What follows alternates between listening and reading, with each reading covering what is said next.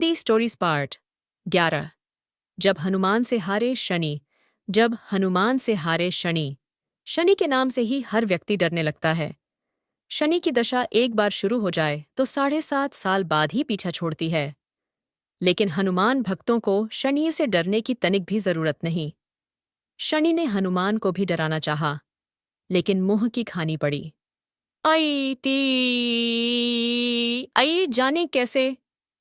महान पराक्रमी हनुमान अमर हैं। पवन पुत्र हनुमान रघुकुल के कुमारों के कहने से प्रतिदिन अपनी आत्मकथा का कोई भाग सुनाया करते थे। उन्होंने कहा कि मैं एक बार संध्या समय अपने आराध्य श्री राम का स्मरण करने लगा तो उसी समय ग्रहों में पाप ग्रह मंदगति सूर्यपुत्र शनिदेव पधारे। वह अत्यंत कृष्ण वर्ण के भीषणाकार थे। वह अपना सिर प्रायः झुकाए रखते हैं।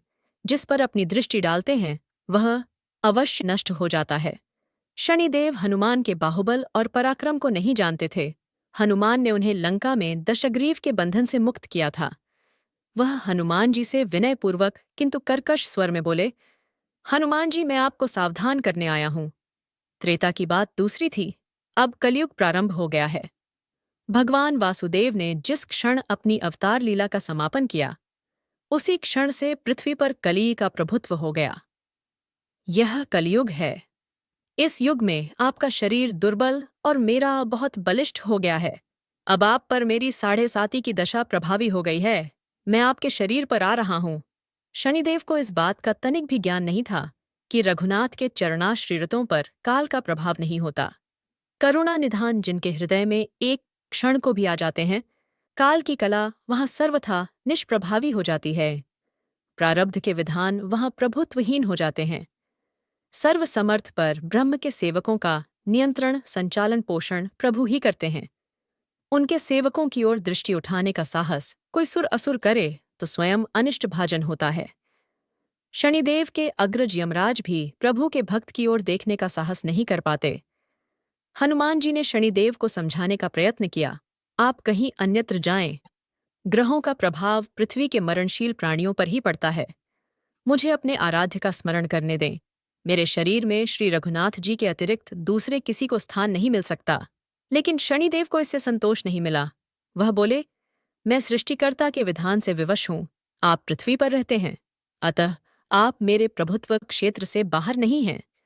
पूरे 22.5 वर्ष व्यतीत होने पर 7.5 वर्ष के अंतर से 2.5 वर्ष के लिए मेरा प्रभाव प्राणी पर पड़ता है, किंतु यह गौण प्रभाव है। आप पर मेरी 7.5 आज इसी समय से प्रभावी हो रही हो। मैं आपके शरीर पर आ रहा हूं, इसे आप टाल नहीं सकते। फिर हनुमान जी कहते हैं, जब आपको आना ही है तो आइए। अच्छा होता कि आप मुझ वृद्ध को छोड़ ही देते। फिर शनिदेव कहते हैं, देह कलयुग में पृथ्वी पर देवता या उपदेवता किसी को नहीं रहना चाहिए।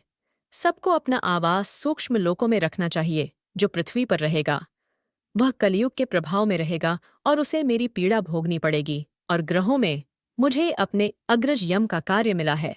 मैं मुख्य मारक ग्रह का वे हूं और मृत्यु के सबसे निकट वृद्ध होते हैं। अतः मैं वृद्धों को कैसे छोड़ सकता हूं?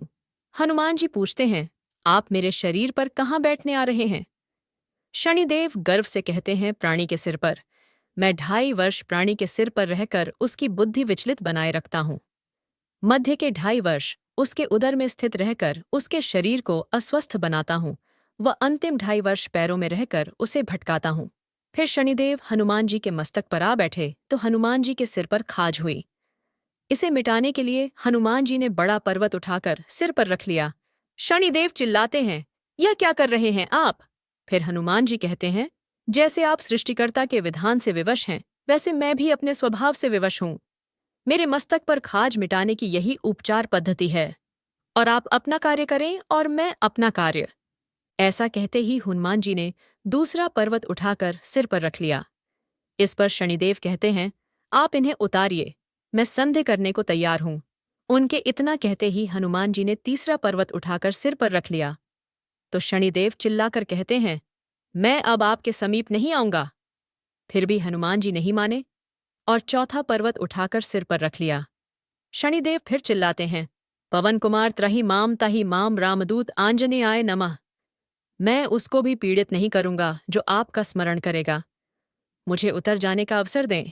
हनुमान जी कहते हैं, बहुत शीघ्रता की, अभी तो 5वां पर्वत शिखर बाकी है। हर और इतने में ही शनि मेरे पैरों में गिर गए और कहा, मैं सदैव आपको दिए वचनों को स्मरण रखूंगा।